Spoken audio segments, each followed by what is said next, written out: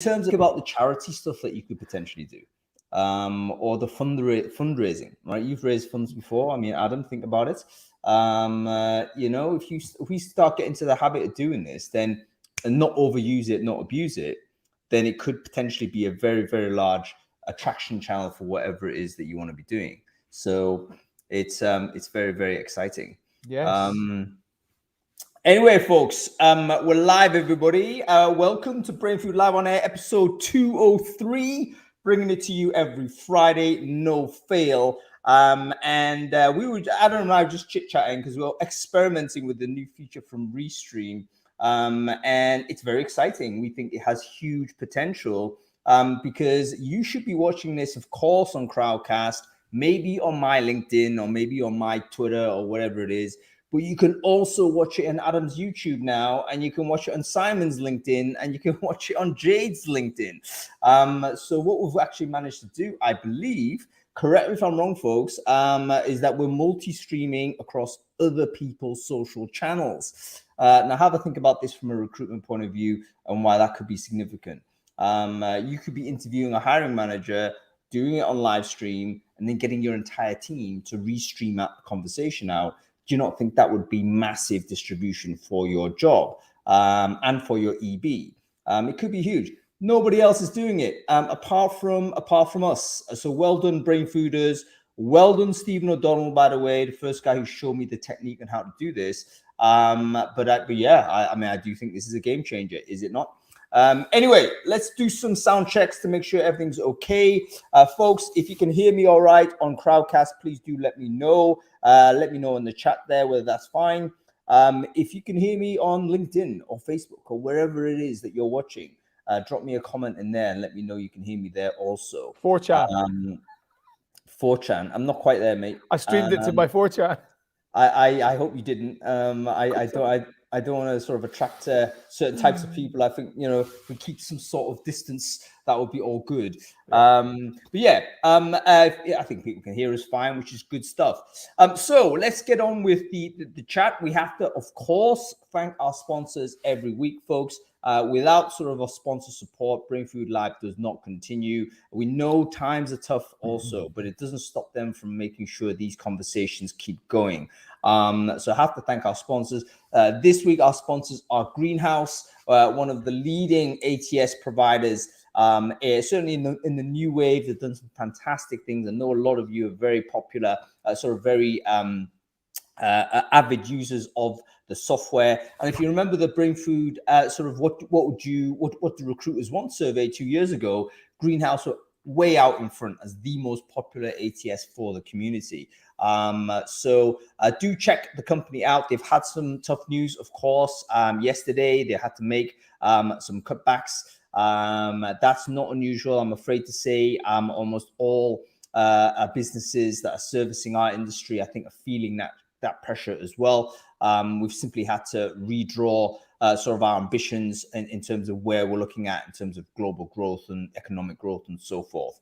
But do check Greenhouse out. They're still iterating on great products. They've got 3 great products actually already released in Q1.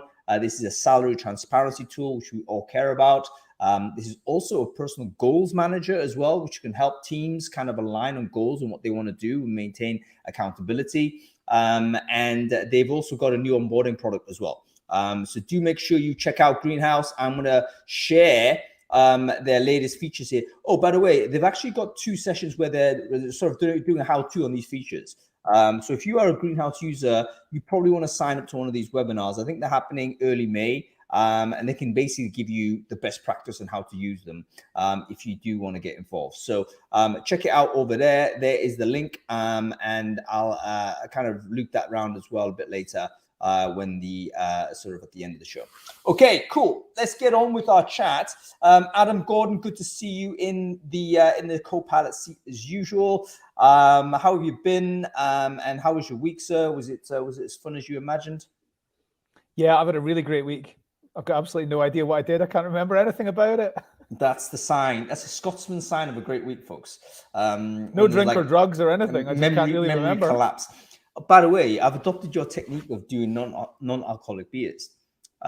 which I was a skeptic of for a long time, because I thought, you know what, if I'm not drinking alcohol, just go and buy something that's obviously non-alcoholic. But I've discovered it's very hard to do that in a pub, because you either drink the soft drink too quickly and you have to keep ordering these Cokes and your teeth start rotting, or you end up like ordering a cup of tea at like 11 p.m. or something. Guy doesn't want to make you hot drink. So yes, basically non-alcoholic beer is the way forward. This is it. It's the future. Unfortunately, as is very unusual, I remain a step ahead of you, because I'm having a lot less of those now because of the carb content. Now, the carb content turns into glycogen in your system, and that's just sugar. So although it doesn't taste sweet, still makes you fat, or makes me fat. So I'm having a lot less of them. But one thing I do have is I have tonic water. I have low-calorie tonic water because it's got quite a sophisticated flavor, and you don't guzzle it. It's nice. I can't like I just quaff that too quickly. So I need to find a solution, because I'm also too fat. So I need to do something about that rapidly. I'm going to like hot countries in about 2 weeks, which means basically I'm gonna obviously enjoy the beach. Which also means I need to lose this belly ASAP. I might well go on like a fruitarian diet for next week or so. See what happens. Just don't eat food. Fruits rammed with sugar. Sugar's fine. It's carbs that kill you. Anyway, let's get on with it. Did you read the newsletter? If so, what was interesting, man? Yeah. Let's talk about Andy Owen first, the Pity City CEO. Right. So she did a pep talk with her sales teams, and it came across as really patronizing, and she used some quite strange language. Anyway, the main point is, however, somebody recorded it and shared it online. Now, no matter how much of a doofus your colleague is, I feel like you should really just keep these things inside the business. She wasn't being like hyper offensive. She was just being a bit patronizing. There's a lot of this happening, doxing, right? And it's like the crying CEO put it online, didn't he? That wasn't doxing. He just did it. But as you said in the newsletter, I do think that I do think that it's really tough to be a CEO these days. You can't, like, anything you say, somebody doesn't like it. And nearly, because everybody's got a different perspective as well, you could say something that some people are motivated by and others think is crass or whatever. It's really hard to lead, and but then again, they get paid the big bucks for that particular reason. Danger money. True. It's danger money, but you know what? I do have sympathy for it. Folks, I don't know whether you're aware of this particular episode, but it was a CEO of, I think, some design company. She did an internal Zoom. She used a few terms. Again, weren't terrible, but the Pity City was one of those. So she was kind of shaming these salespeople for complaining or something. And someone obviously recorded that and, blasted it out online, and this lady got absolutely roasted. Andy's a woman, by the way. She got absolutely roasted for it. I think the two minds, obviously, CEOs need to be very much more conscious of their media. Like, there's nothing really that's internal. Everything is leakable. And an innocuous email or an email or a message or something where you're at a heightened emotional state and you haven't really kind of thought too much about it, you really need to not send that, because it's going to go out. And yeah, it's an unfortunate sort of development of where we're at, but you can see that this is the future. It's going to be hard to kind of reverse the trend. And I think we're just going to have to assume that everything might just be broadcast. And, that's a sad situation, because if you look at anybody's private DMs or whatever, there's a sackable offense in that if you go back far enough. There's a scandal. I'm waiting for it. I'm waiting for someone to fish out a Twitter DM from 2010 or something, and there's some sort of offbeat joke that was totally right in context, but these days is like completely destructive. It's gonna happen, isn't it? I know. So one interesting factor is the ruthlessness that's often needed for somebody to progress their career to the hot seat of CEO is often slightly in conflict with the empathy they need to immediately start to be able to convey. These two things are not always inbuilt to the same individuals. No, and I think sometimes a CEO needs to be tough. And toughness, by the way, you could take that description of toughness as lacking in empathy. Someone who is, for instance, upset at the toughness would say you have no empathy, or you're bullying me. I had a friend of mine actually who, sadly enough, he works in TA, had to make 50% of the team redundant over the last week, over a 2-day period. So a big chunk of his team had to go.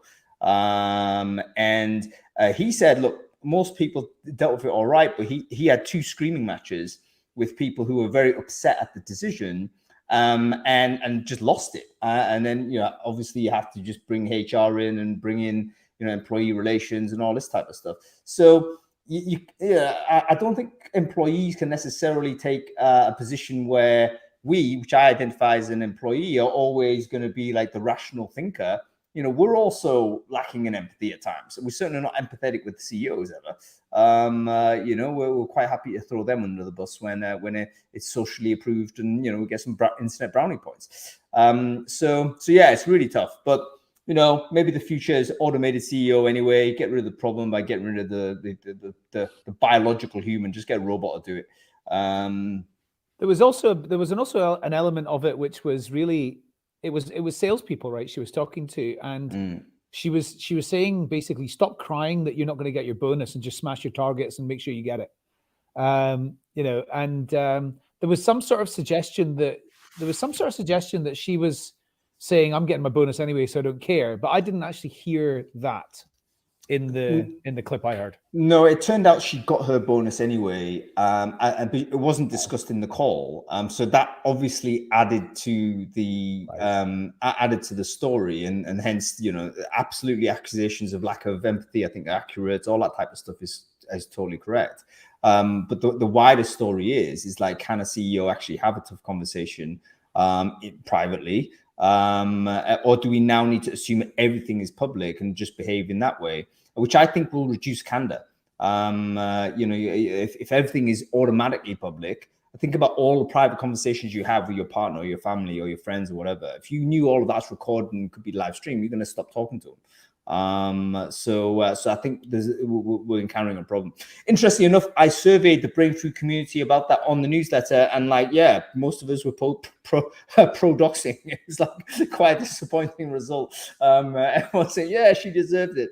I was saying, oh my goodness, we have a very unsympathetic crowd here. But there we go. There's that's what we're looking at. Give us a couple more.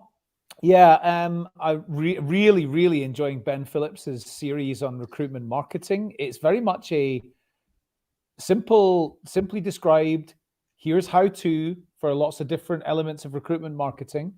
He writes the way I think he probably speaks. I don't know the guy, so I'm not sure, but he writes in a conversational tone. It's really easy to follow. It's quite, humorous, and he's engaging, and absolutely love it. Anybody that wants to know more about recruitment marketing, then they should follow that series for sure. It was originally meant to be 2, then he increased it to 3, and it looks like it's being increased to 4 as well. I haven't seen if there's a 4th yet, but he said there's going to be. There is a 4th. I'm gonna have to stick it in because I've put 1, 2, and 3 into the series. It's a really good series. Ben's actually a very obviously very credible individual, but he's quite a new writer. So I don't think he kind of did a lot of this blogging business. But he started this journey, and I think it's very fresh because he's coming at it, having not done that a lot of writing, and I think it's very accessible, which a lot of the how-to stuff sometimes can be a bit obtuse, but anybody can read this and get it. And I think, number one, great refresher for anybody who already knows the material, but it's a great refresher reminder.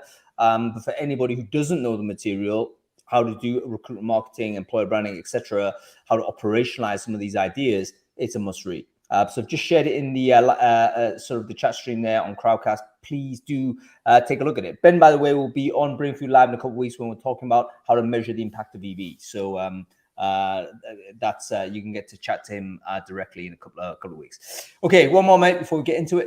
Okay, well, let's talk about recruitment in Georgia.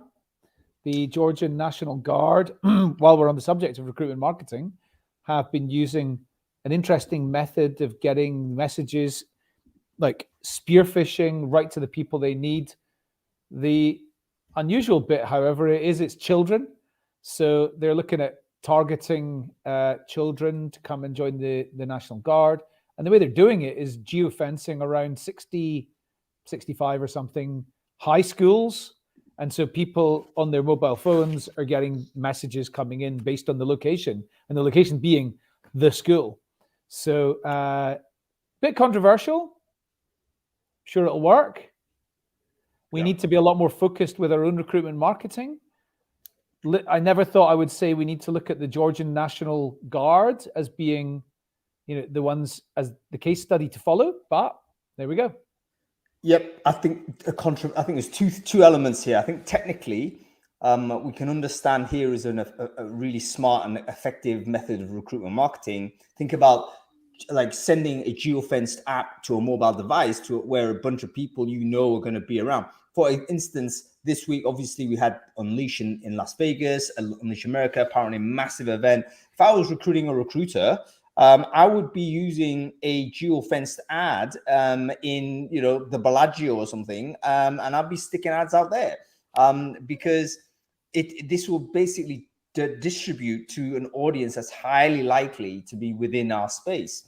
So I think conference-based recruiting, this makes sense. If you're recruiting people at a university campus, that the STEM department is in this area, just put the ads in wherever anybody walks past the STEM sort of lecture hall. Every time they do that, comes an advert. Very, very smart. So I think technically it's there. Give me a sec. But obviously we're not that comfortable with recruitment into military in many cases, and particularly not for younger people. So I don't think they're quite children. I think maybe that's the politics of the publisher coming out. I think the Intercept's quite left wing, but I don't know what qualifies as a child in the US. I mean, is it under 18? In which case they probably are kids. Why don't we do why? If I was HSBC, I'd probably just aim lots of adverts. Like if I was HSBC at Canary Wharf, the Barclays building's just the other side of the plaza. Blitz the entire building with adverts for working at HSBC. I don't think people know about it. I mean, folks, have you tried geofenced, geo-targeted advertising? So this is going to a mobile device. We don't care about the web. We're literally going to stick it in your mobile device, tracking GPS. There's a few companies that do this. Crouton, quite right, Stephen. They're one of the businesses in the UK that are doing this. But have you thought about this? Do you know of a supplier in your industry that also does this work? It seems to make sense to me. And because you can, there's certain people that just simply, why would they ever be there? If I'm recruiting a sewage worker or something like that, go to a sewage place. Do you know what I mean? Who else is going to be there? So look at London. You got certain areas of the city that are dedicated to certain types of work. Lawyers are going to be in, near the courts of justice, all the Inns of Court and stuff like that. Everybody there's a lawyer. You're hiring a lawyer, boom, put adverts, geofence there. So it's not new. It's not new though. It's not new technology. It's technology that's been around for a long, long time. But we definitely should be making more of it in recruitment marketing. And the other thing we should be making more of is putting ad, which I used to do back in the early 2000s, is putting big 48 sheet adverts outside your competitor's office, especially if they are a work from office employer. Yeah, I suppose I'll tell you what, remote working kills this, doesn't it? But if the people who have to go in to the office, this is actually very effective. And yeah, it's not new. I think location-based ads have been served usually for consumer stuff as well. But I don't see many case studies from an employer's point of view. So let me know, folks, if you've tried this or you want to try it. I mean, I'd be interested to know who else apart from Crouton does this actually. All right. Let's get on with it. We're going to be talking about how to build an elite talent analytics function. Before we bring our amazing guests on, Adam, I'm pretty certain you know nothing about this. Just confirm your level of literacy here. Nothing? I can follow the conversation and I know the benefits, but I certainly can't tell anybody any best practices. So hands up. I know as much as you on this one. Excellent. This is what I like. Let's bring on some folks who do know something about it. and they can educate the pair of us on this. Okay, so I'm going to bring on Perret. Let's bring on Facundo as well. And I think Ali is with us also. Let's see whether that is the case. Yes, they are. Let's just do that real quick. Boom. Everyone's got their full names on as well, so we don't have the potential scandal to deal with. But everyone's got cool names as well. So they're all, hey, there she is. Perret, how are you? I'm good. Thank you. It has been ages. I know. I was about to say, long time no see. So it's wonderful to see you and great to have you on the show. And we've got everyone here as well. Great. Why don't we do some intros? Perret, you go first. We have some massive feedback from somebody there. Who is that? Perret, that might be you. Let me just... it was probably Ali, wasn't it? Yeah. So Ali, you need to plug in your mic. Okay. Perret, let's go with you first. Can you quickly introduce yourself? Who are you? What it is you do? Hey, my name is Piret. I'm from Estonia. I lead the function of talent analytics, sourcing, and the research at Nortal. I'm one of the founders of the recruitment community in Estonia called Recruitment Tuesday. And I am a bit data nerd. I do procrastination on data, meaning that if I have something that I need to push forward around the corner, then I usually go into the different data sheets. That's me. Thank you. Amazing. No, great to have you on the show, Perret. And by the way, wonderful community you have in Tallinn. I look forward to the day when I get the chance to come back and see you guys. Okay, let's go with you, Facundo. Who are you? What it is you do? Hi, everyone. So actually, you can call me Facu. Okay. So I'm originally from Argentina, and I relocated to UK last November.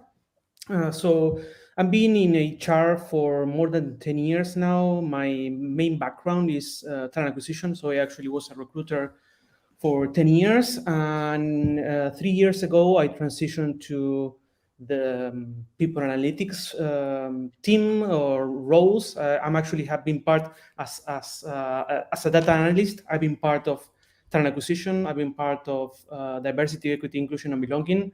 And lastly, I'm part of the people analytics team. So this transition happened while I've been working for Medallia. That is an experience platform that I've been part for the last 5 years. Amazing. Thank you very much. I didn't realize actually that was your career path as well, Facu. But the fact that it is, I think it's interesting because I think a lot of people might be interested in following a career in this space, having come from operational recruitment. So this will be very educational for us. Okay, Ali, let's unmute and see how we go. Do I need to do that? No. Okay. No, I think Ali, can you hear me? You can. Yeah, I think you're muted now. Can you unmute?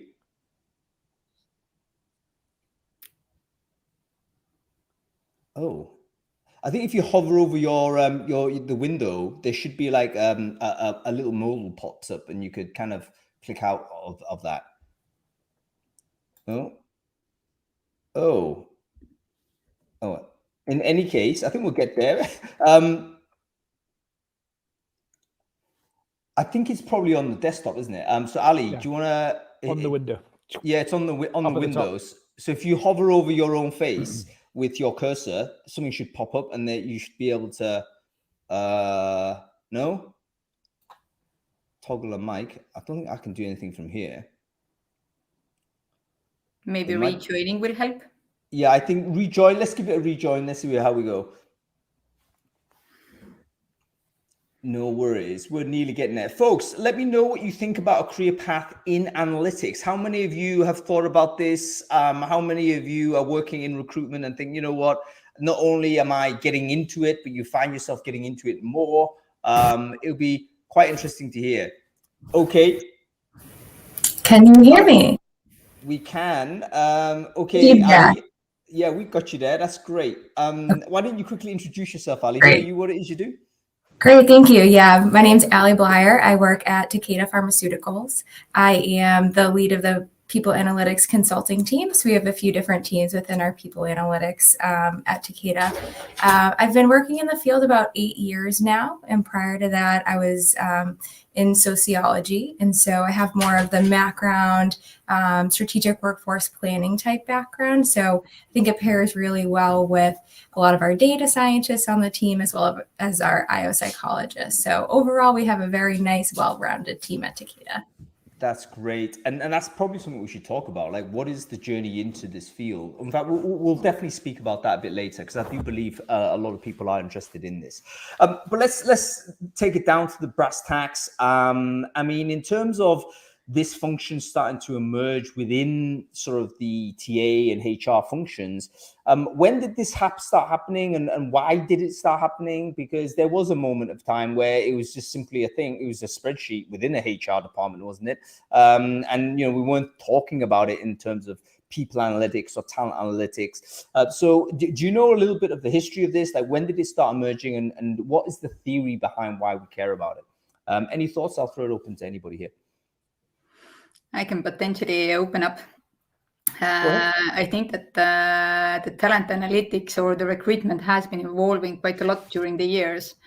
And one of the things that every business wants to have is we want to sneak around the corner. We want to see the future. But to actually understand the future, you also need to look at your current flows. You need to understand what are your pipelines, what are your bottlenecks, how you can improve.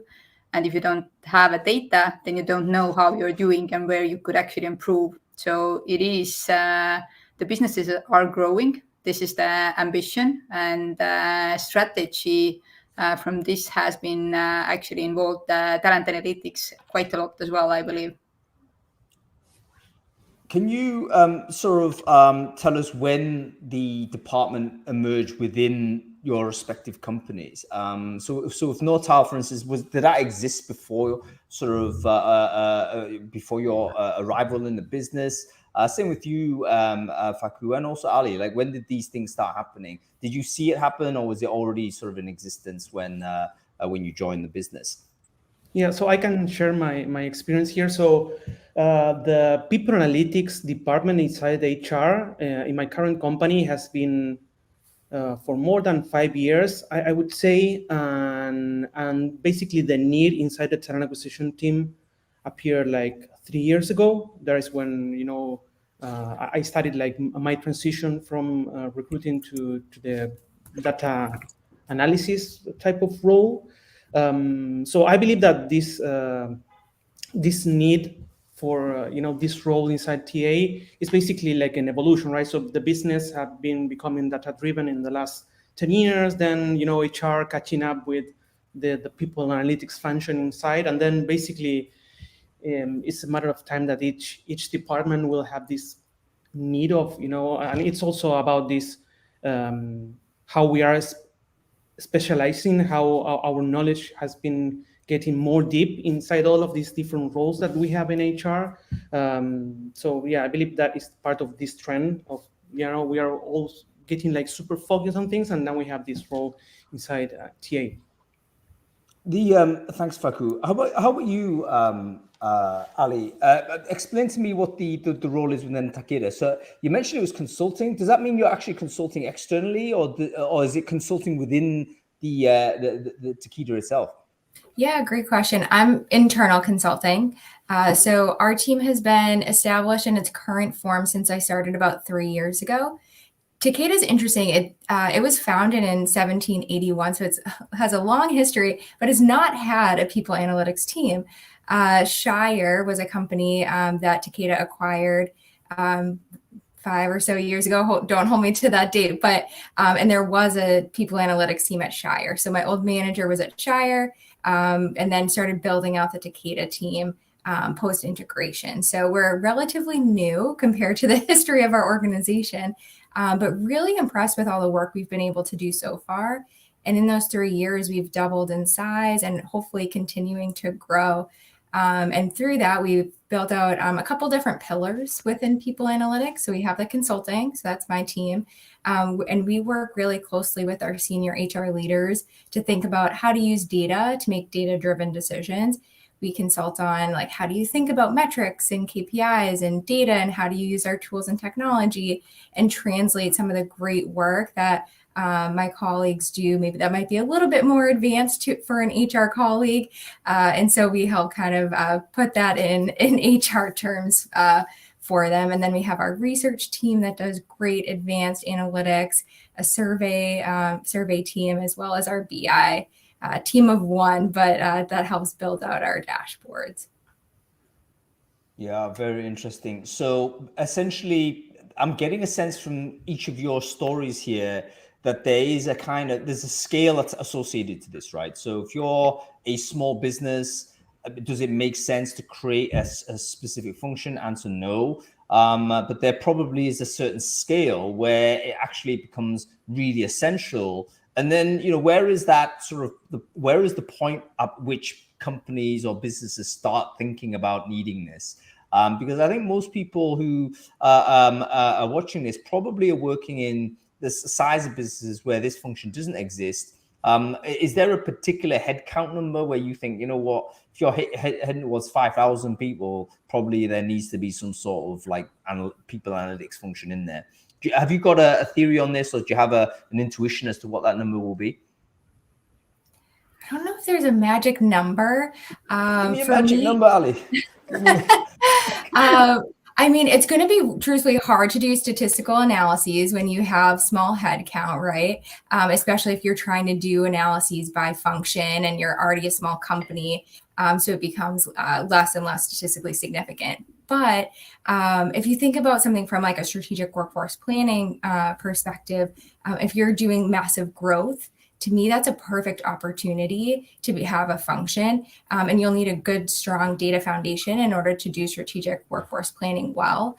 And I feel like workforce planning is probably something this group is interested in, because I think there's a very strong connection with talent acquisition. So we can definitely get into that as well. But so I think if there's major changes taking place, we just went through a pandemic, right? I think people analytics plays a really big part in that, and thinking about how do we work effectively in this new world, whether it's hybrid, remote, on-site. How do we make sure employee well-being is okay during this time? Engagement is strong, retention is low. So if you're having any of these big workforce challenges, that's where people analytics can come in. So maybe I'm biased and I would say any company should have it, but of course, the bigger the company, the easier it is to do like more advanced work. Sure.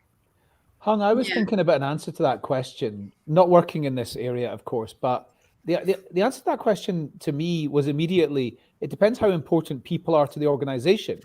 And like in terms of how many people they hire, how much of it's like repeat hiring, evergreen hiring, that type of thing. But then everything that went into my mind, just as Ali was talking there, was there's not really any company it doesn't apply to. I think as Ali just said, it is important to every company. I can't think of examples of where it wouldn't be. I think that's true, but there's a trade-off, isn't there? I mean, if you're, if we had unlimited resource and unlimited time, then we'll absolutely have more data is better. However, if you are, let's say, just scrambling around, if you're a one-person business, sort of one recruiter, you're hiring for, there's 250 headcount, 250 employees, you're the one recruiter. It's kind of a normal kind of size. Yeah, you're not gonna have the time to be able to develop any skill set with this. You might have to bring in external consultants, let's say. Pirette, you want to say something there? Yeah, I would a little bit kind of add additional question on top of that. It's like, what do we mean by the talent analytics anyways? So, because in the people analytics, you have so many different narratives that you can talk, you can tell the story. What is data? Data is just a number somewhere in the Excel or in the Power BI or some dashboard. But the actual story, what you are telling through those numbers, this is the important part. And I would say that if you are sole recruiter, then you still need to have your data. You need to understand that what is the workload, how much I can do, where does it make sense to actually go into the market, where it doesn't, and et cetera, and what do I look, and what is the work that I need to put in to deliver the results. So this is the one way. And as a sole recruiter, you would, if you're a good recruiter, then you would do this anyways. So if the load is growing, you have more people, and you grow in this sense that you grow organically. In one point, you understand that, okay, this team cannot, their questions are already getting so big that I cannot answer those questions all by myself. And then you will start building a team. So it is this kind of logical step-by-step flow for me. Perret doesn't realize this, but she's just condemned my prior career as being at best mediocre. Because when I was working as a solo recruiter, I was like, yeah, well, I had no clue what I was doing. Anyway, that's fair. It's fair comment. Sorry about that. That's absolutely fair comment. Okay, so there's going to be a bunch of people here that are working as a solo recruiter. I think it's still the dominant sort of, if you're working in internal recruiting, it's still probably the dominant experience you have, that you're the first person in, or you're working as a solo person. What kind of things can they do to get on this journey, practically speaking? Because let's not forget, they've got to do all the recruiting. Obviously, they end up doing a lot of HR stuff as well. They have to do all of the EB stuff, all the DE and IB stuff. So they've got loads on their plate. Is there any like quick and dirty way where they can say, right, this is how we get started with this? Or is there a tool that can move forward with it? What are your thoughts on this?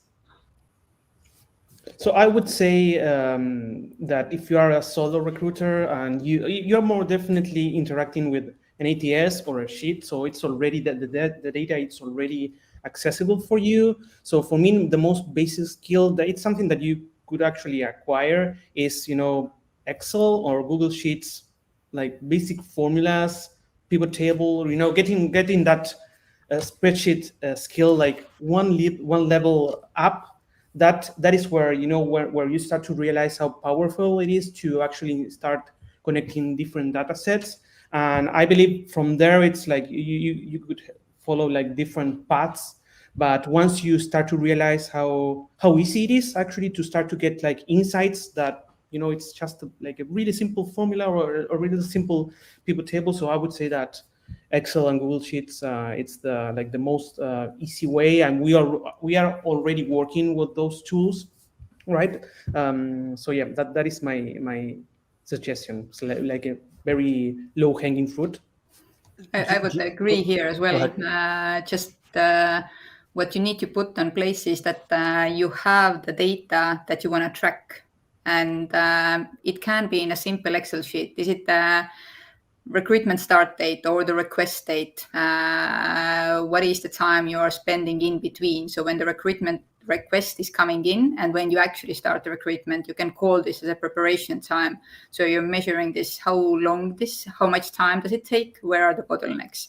Then from the recruitment start, you have the, next date is first contact with the candidate, or first date when you made an offer accepted, and you start measuring those step by step.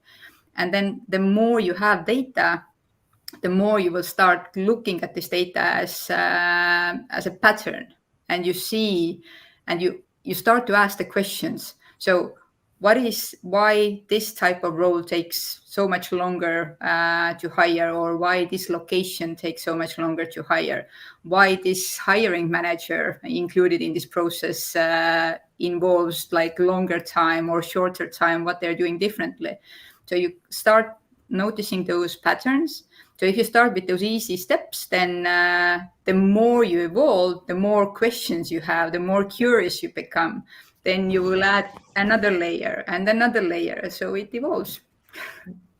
You know what? This is, this is just the data-driven story, isn't it? Like, how do we become more data-driven? I think all of us are familiar with that kind of concept, and very, very few recruiters would ever contest the value of becoming more data-driven. And what we're saying here is simply we have to do more documentation, have to do more recording. Gavin, quite right. How do you capture the data? Ideally, it will be automated in some way, or you create a system that automatically collects this. But yeah, without it, you're probably going to have to just manually do it, which is obviously not ideal. But the tools are getting better. And obviously everyone's keeping an eye on what's going on. ChatGPT has to be mentioned at some point. Any of these generative AI tools that are out there should actually help tremendously with regards to reducing the workload, with regards to capturing data, manipulating data as it comes through. So yeah, Steve, quite right. Modern ATSs, I think they know the value of this. So if you're using an ATS today, then I guess get good at the reporting suite of that, or at least if you're making a decision on the ATS, it shouldn't be just a peripheral decision you're making. It should be one of the central features of the product. Can you actually get data from it that's useful for you to make decisions? Okay, let's do go on, Adam, you say something? I wanted to talk about like what's the ROI from doing this, and what are the objectives, and like what are the success stories? What is it what is it we're getting out of this that's tangible that can make our company improve the way it operates? Yeah, I can give a couple great, I think, talent acquisition examples. So from like more advanced work, if you can get into more of the analytics, you can make really big business impact. And so one example is in my prior company, I did an analysis about talent hiring pools. And so we were struggling with high turnover in a particular critical role. So you're always hiring, right? Trying to backfill. We're losing sales. You're always onboarding, training, et cetera. The recruiters are really frustrated because they just feel like we're bleeding the talent. They just keep hiring and hiring the same role over and over. So it's like, okay, let's pause and let's look at those different talent pools to see what are the most effective pools that maybe we need to adjust our sourcing strategy. So we looked at to see, okay, based off of the different talent pools, first, are they an internal or external hire?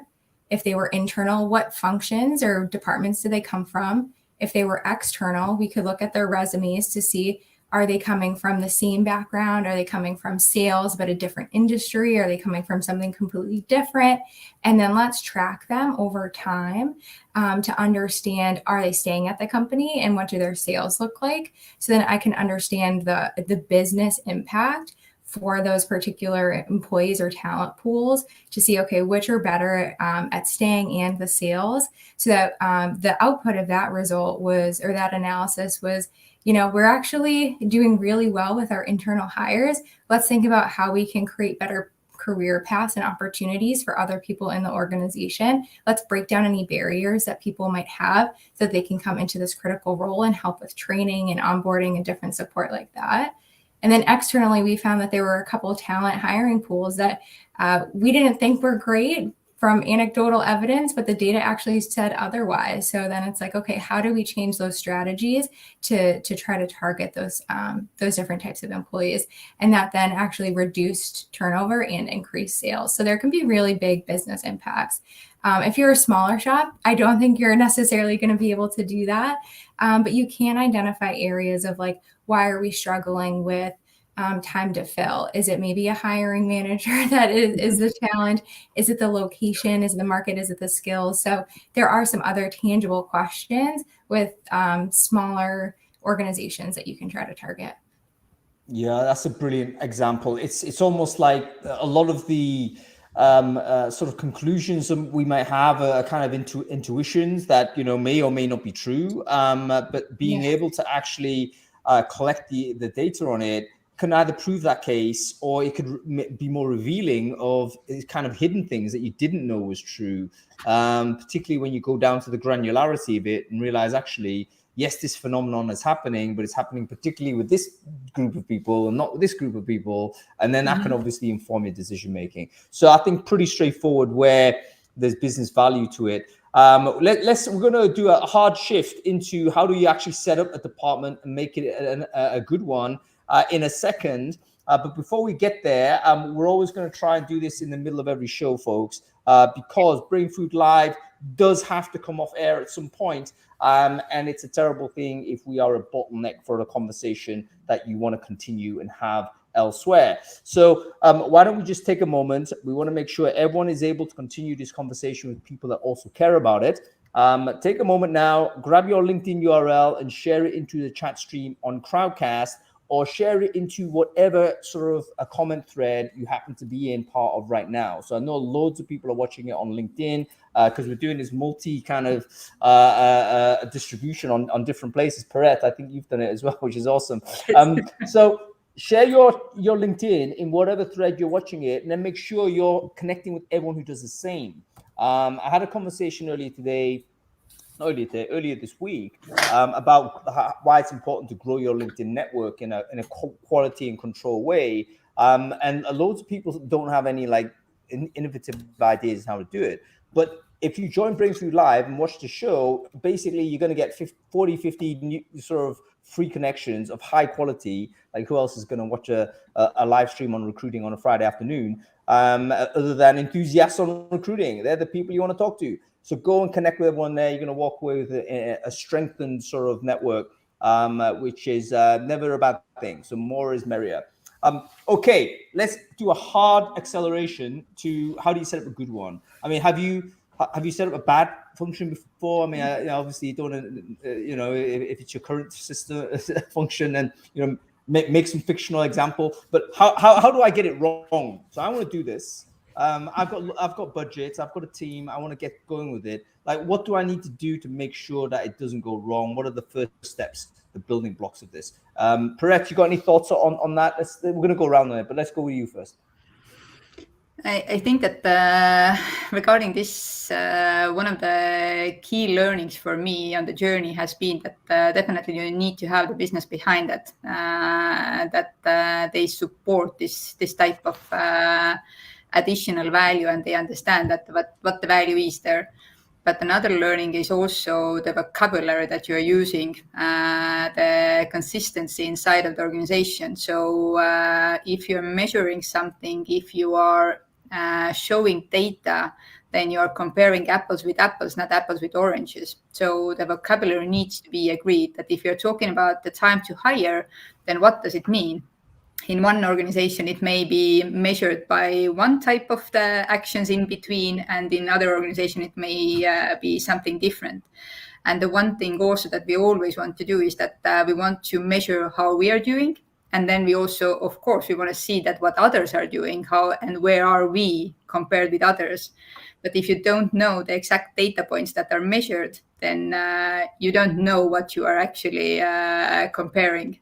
So the vocabulary and the business buy-in needs to be there. All right, some brilliant examples. Folks, make notes on this, because I think everyone's going to come up with some really great sort of things to talk about. The business backing, we all know that, right? So I'm going to skip over that real quick, but you have to win sort of the argument. You've got to get the backing, because if you try and just build this, no one knows what you're doing. That's just a change management error. You've got to get their buy-in before you get in. So number one, we know this.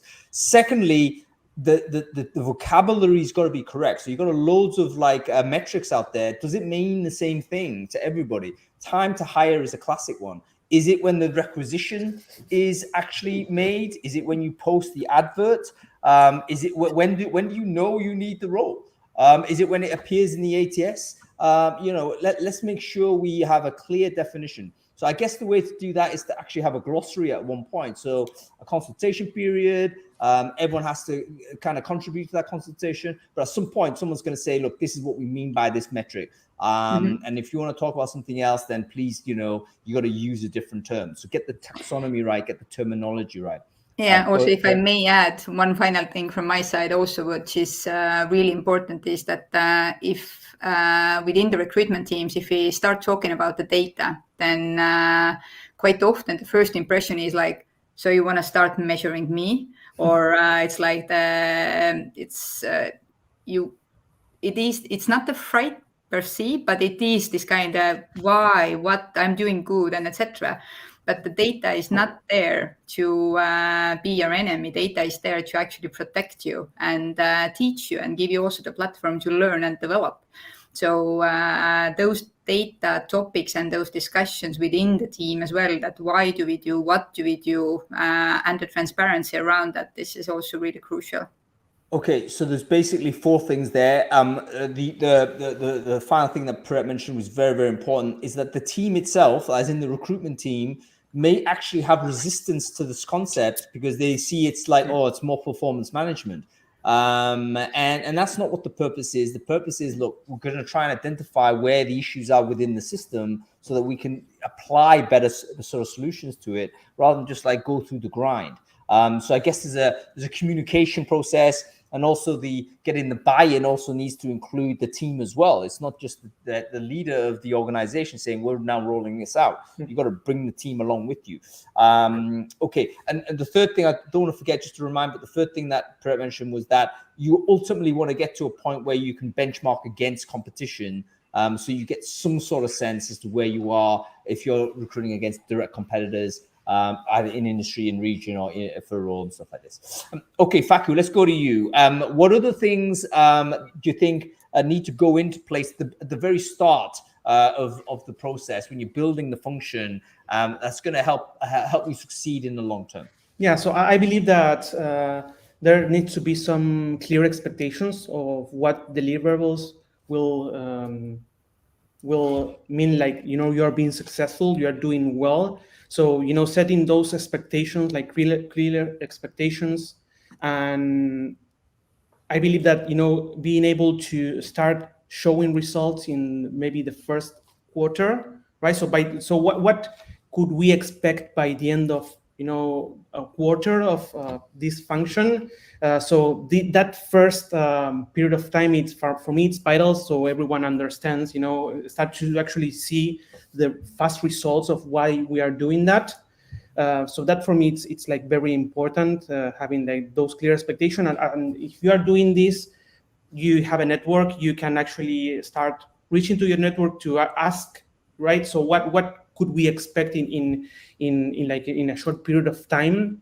So I would rely, if you don't have anyone against to benchmark, inside your company, go to your network and start like asking, what do you do in that first period of time? Because that first period for me, it's vital. And I would say, on regards of this role, I believe, as I mentioned before, that this could be like a really good opportunity for someone in your team to be developed. So for me, it's a really good career development opportunity. If your team is big enough and you have maybe that person already in your team that likes numbers, likes metrics, it might be already running some numbers. So I don't know, that is my suggestion that could happen also. It could be like a potential career development for someone that is already in your team. Faku, what would be Go ahead. Faku, what would be the sort of elements of, let's say, somebody coming from a recruitment background? What would the kind of behaviors and like interests that they have be most likely to go, hang on, you should be working in this area? Yeah. So I mentioned before this Excel or Google Sheets formula skills. You can develop that.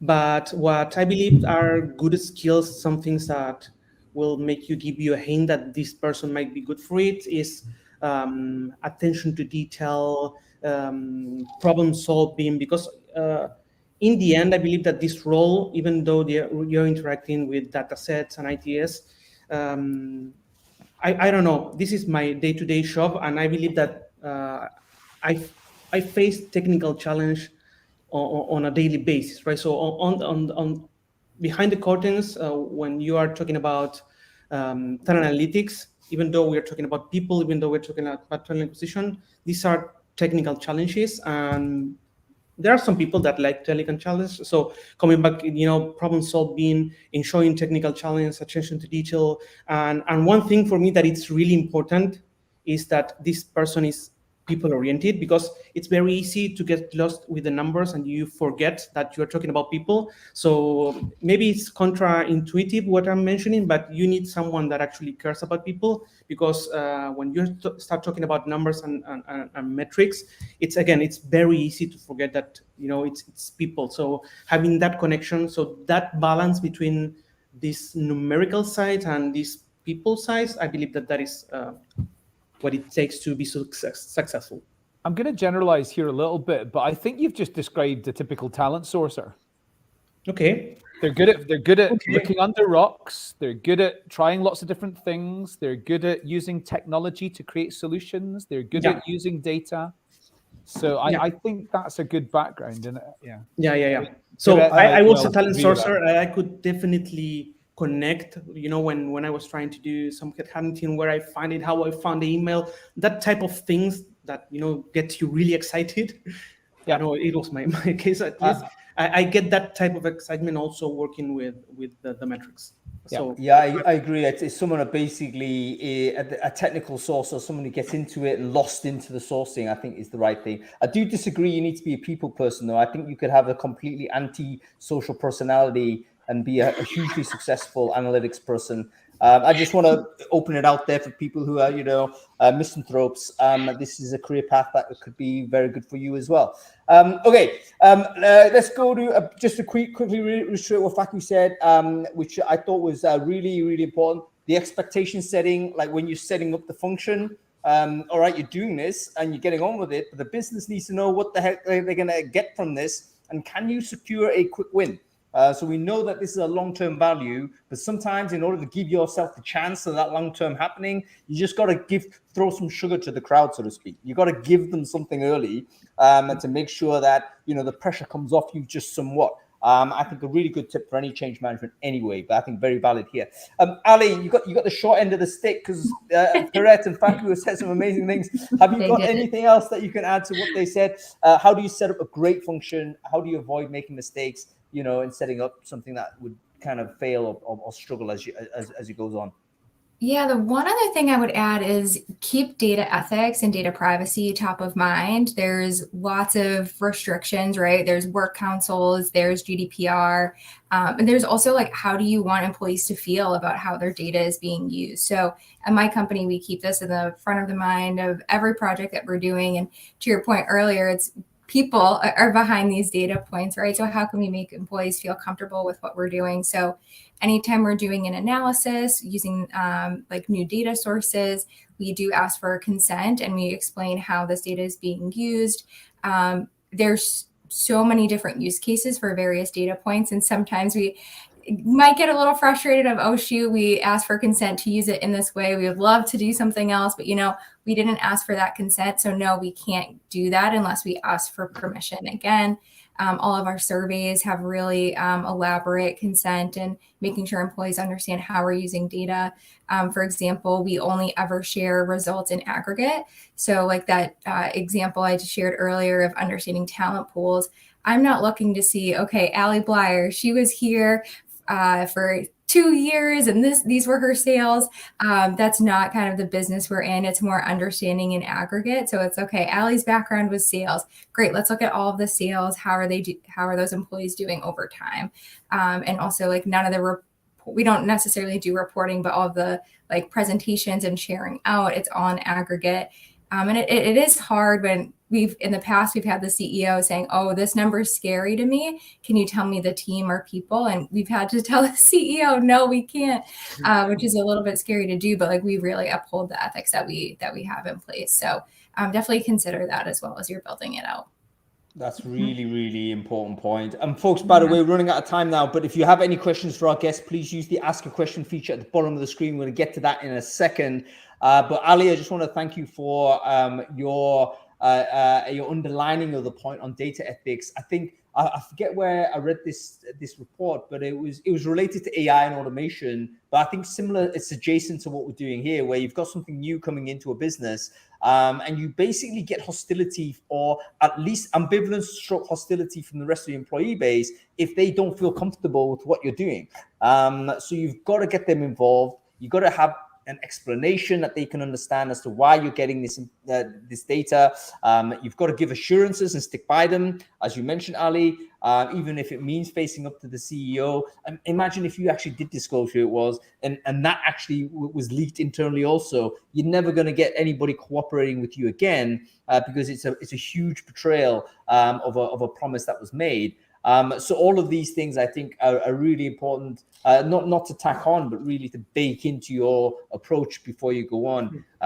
This data is powerful, it's important, and there's a huge responsibility associated with it if you're going to get the consent of the people to give it to you. So that's very, very critical part of how this works.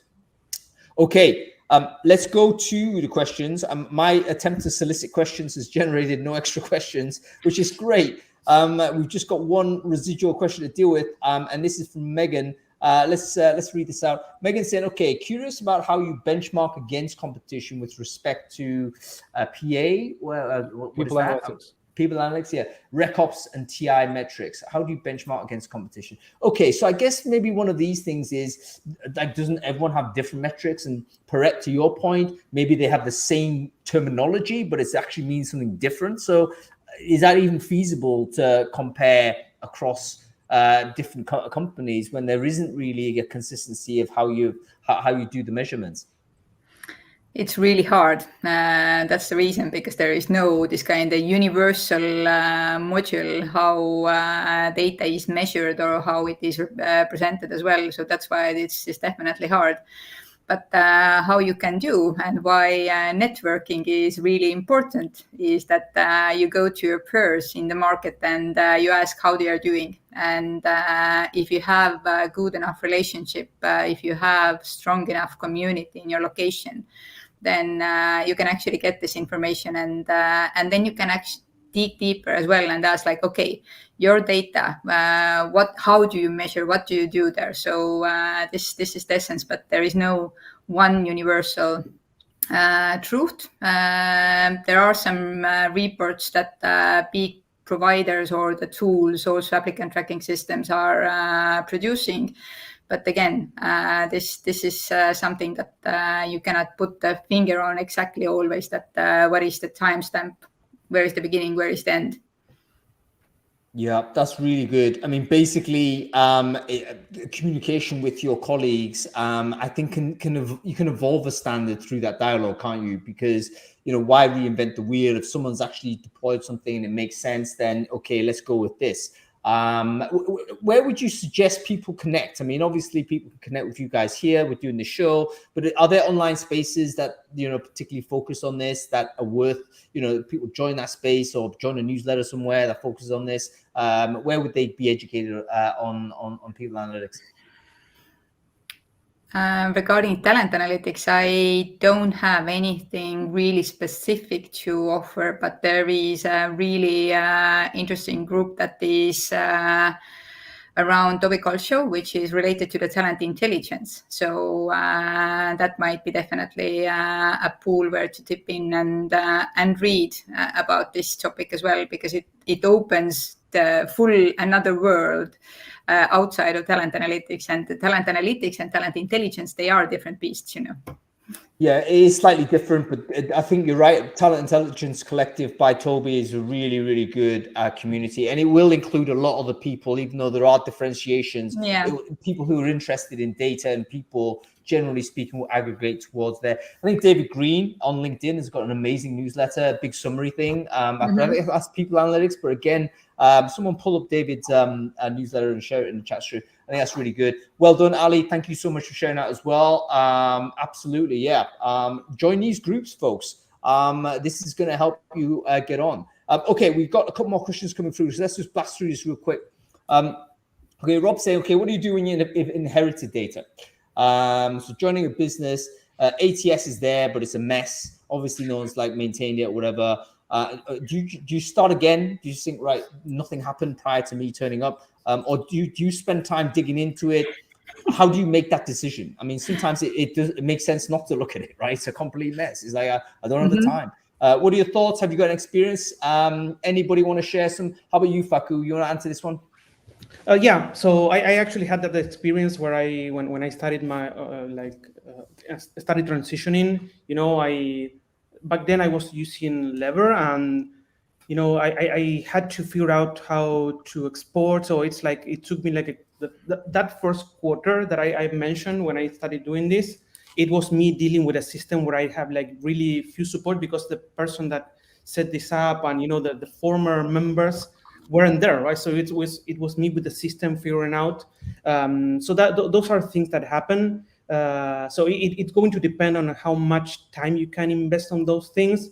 It would be ideal to hit the button and reset, but that is not the reality. Maybe you're with an ATS for a long run, so you will have to eventually figure out how things are working. And if you are working actually with an ATS, you might have this support people that should help you with that, figuring out how to do, where this information is leaving, what these columns that I'm looking over here means, and things like that. So yeah, it's something that you eventually will have to face, right? Someone follow someone else. I get it, Faku. I think there's a couple of things here. I mean, firstly, we don't choose our tools often, right? So we have to sometimes just sort of take what we're given, and we don't always have the option. And I guess you just got to estimate the amount of time you've got to deal with it, and kind of work around sort of that. So don't assume you have the toolkit. There's a company that deals with some migrations, Data Migrator. A friend of mine called Gerald Morgan. Maybe he's someone to speak to if you have a residual system you want to move to, you want to get some of the data out, and you want some support. That organization might be able to help you with it. Okay, final question is going to go to you, Ali. We're going to go, how do you measure people at the analytics function in terms of performance? So we're looking at, this is a meta-analysis, right? So how do we analyze ourselves? We've set this thing up, we've got this function of firing. How do we know it's working? Sure. Yeah. I mean, there's a lot of metrics. As a data person, I love metrics, right? You can get very granular to understand, okay, how many requests did we get? What was our SLA? All those sorts of things. For me, I think more about the impact. So for me, it's more of the qualitative insights of, do my HR partners and business leaders feel like we're making an impact to their organization? So for me, that's really what I look to, and making sure that the HR community feels like they know how to use data, they know how to make their own insights. For me, wins are always when insights from my team can help drive policy changes at the organization. So anytime I see that, I view that as a success. So I think it's a mix, qualitative and quantitative. Reporting teams are going to be a little bit easier to measure from those like SLA type requests. So I think it just depends on like what your outcomes are. So always start with like, what are you trying to solve for? For me, it's those large workforce decisions. So it's understanding, can we make an impact there? Yeah, I think that actually might be a simpler question to answer than we might first appear, isn't it? It's like, what is the purpose of the function in the first place? Are we making that impact? Is recruiting improving as a result of some of our recommendations and our work? And that will tell you whether it was working or not. But in the interim, on your journey there, I think the requisitions you get or the interactions you have with the business might be a reasonable proxy as well. Like if you find yourself just sitting there chucking reports over a fence, probably not so great. But if you get managers or CEOs or people like that interacting with you with interest, then you can say, okay, we are making something of a splash. Folks, we are out of time. We're well over as usual. So people have got lives to lead. Not me, by the way. I don't have any life to lead, but our friends on the panel do. So gotta let those folks go. Thanks everyone for watching. Thanks to our guest, firstly, Perrette. Great to see you. Wonderful to have you on the show. We'll surely get you back if you're up for it. Faku, great to see you as well. Thank you for making your debut on Brainfood Live. And Ali, thanks for coming on also, making your debut also. Wonderful to have you all on the show. I hope you all have a wonderful rest of the day, guys. Awesome. Thank you, everyone. Thank you, Hank, for inviting. That was great, huh? Yep, those sessions are really good because you'll learn something every session. But I mean, that was one that I didn't know an awful lot about. Great to find out a lot more. We've been educated there. I think that was good. And we managed to actually get into almost like a step-by-step how-to, which basically, if someone wrote that down, might actually be a very useful just checklist to make sure that you're doing what you should be. So yeah, I thought that was a really good session. I think jobs in this area are going to really grow because it's just a great way of getting the information we need to make the robots work the way we need them to work. Yes, indeed. As we inevitably progress away from 360-degree recruitment and into specialists looking after elements of the pipeline and elements of the process and all that sort of thing. I think 360 might come back, man. A 360 might come back. The difference is with that 360 person will have like an army of bots working for him and dealing with the specialities. So your job will almost be herding these like AIs doing various things. So yeah, an AI shepherd let's say. I wouldn't say Anyway, that's a 360-degree recruiter, though. That's a robot master. Yeah, a robot master isn't doing any recruiting. Maybe that's the future. Okay, folks, that's it. Thanks for watching. We're back next week. We're going to also talk about some analysts. We're going to talk about how to measure quality of hire next week. So we could even get the same panelists on, but we're not. We're going to get other people on that know even more about this topic. How do you measure the quality of hire? That's a big topic. I think all of us are right up there. So make sure you follow the channel if you're interested in that. Follow my LinkedIn if you're also can't be bothered with the Crowdcast sign up, because I'll broadcast it from there, and register on the show when you see it. Okay, that's it. See you next week. Cheers. All right.